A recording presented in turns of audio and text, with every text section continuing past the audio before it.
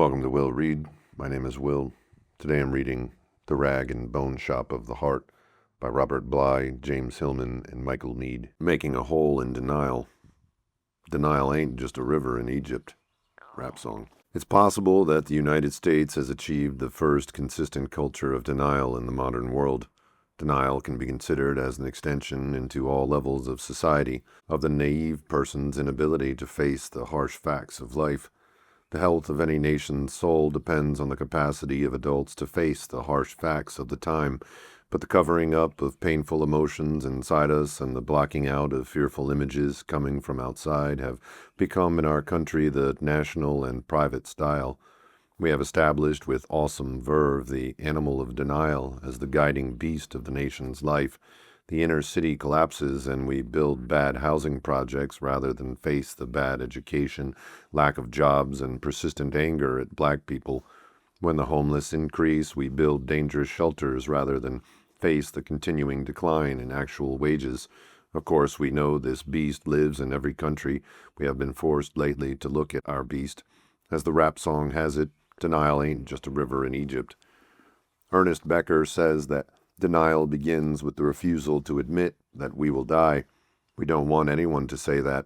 Early on in the cradle, swans talked to us about immortality. Death is intolerable. To eat shit and rot is unthinkable for those of us brought up with our own bedrooms. We want special treatment, eternal life on other planets, toilets that will take away our shit and its smell. We love the immortality of metal, chromium, implants, the fact that there are no bodily fluids in the machine, the precise memory the computer has, the fact that the mathematics never gets colon cancer, and we are deeply satisfied that Disneyland can give us Germany, Spain, and Morocco without their messy, murderous, shit-filled histories. All this the world well knows. Some brain defect in human beings, assisted by the politics of oppression, allows this not knowing to persist for years, decades, an entire life. In every language, even deaf and dumb, thy sons acclaim your glorious name by gory, by jingo, by gee, by gosh, by gum. Why talk of beauty? What could be more beautiful than these heroic, happy dead who rushed like lions to the roaring slaughter? They did not stop to think they died instead. E. E. Cummings. In Ibsen's Wild Duck, a disgusting priest says, after the daughter has shot herself, "She is not dead, but sleepeth." Religion can fight denial or give in to it. The Pope gives in to denial when standing in Mexico City, surrounded by 3 million people destroying the environment and their own children. He says that birth control is wrong. Each of us has the Pope's brain defect, which is perfectly compatible with nobility, intelligence, courage, education. We learn to lie about life early.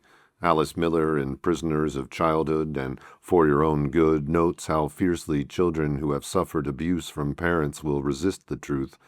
The child does not want to confront. The child will defend the parent, insisting that it deserved beating and the abuse was done for my own good.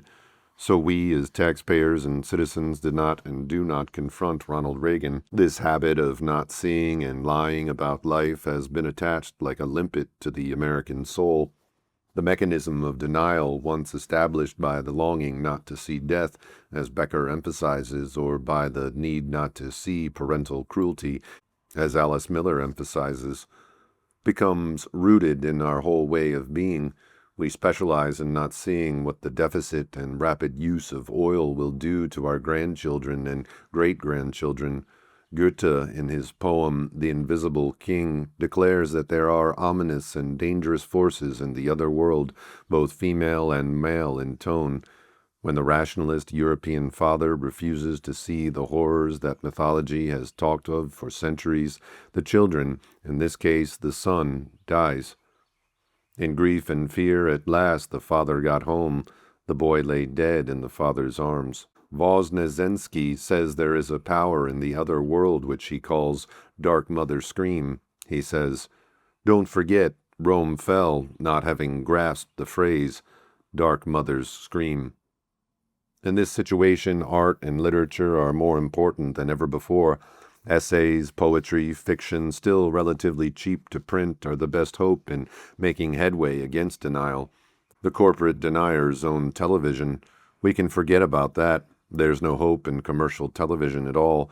The schools teach denial by not teaching, and the students' language is so poor that they can't do anything but deny. School boards forbid teachers in high school to teach conflict, questioning of authority, picking apart of arguments, mockery of news and corporate lies. A goodly supply of four-letter words doesn't help. Cesar Vallejo is willing not only to say he is sick, but willing to take it all the way to God. Well, on the day I was born, God was sick.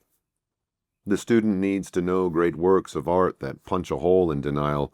Rembrandt's self-portraits, Mencken, Swift, Mark Twain's The War Prayer, David Ignatow's poetry, Haki R. Madhubuti, Amiri Baraka, and Etheridge Knight wrote of harsh realities in the black community that the political candidates don't want to talk of. David Ignatow points out in A First on TV that one of the most popular forms of denial now is the agreement television anchors have not to become excited about anything. This coolness is spreading to the whole population.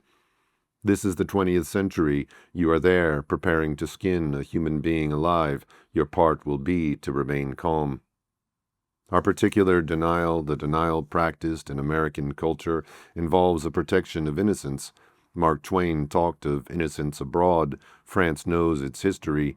England its, but we have a passionate dedication to not knowing.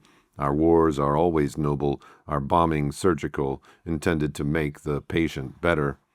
Great art and literature are the only models we have left to help us stop lying. The greater the art, the less the denial. We don't need avant-garde art now, but great art.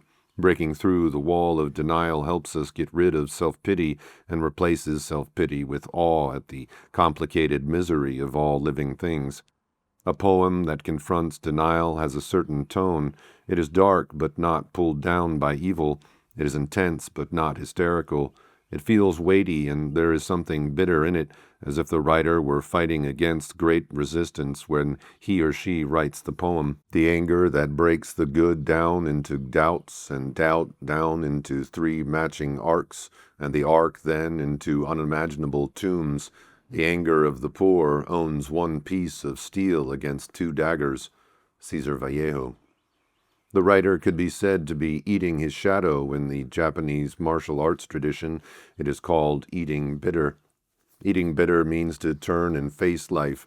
If we deny our animalness, our shit and death, if we refuse to see the cruelties and abuse by S&L executives, presidents, and sexual abusers, it means we have turned our backs on life. If we have turned our backs on life, don't be surprised if we kill the poor, the homeless, ourselves, and the earth. Getting rid of denial then means getting used to the flavor of bitter, getting used to having that flavor of bitter truth in the mouth. R.B.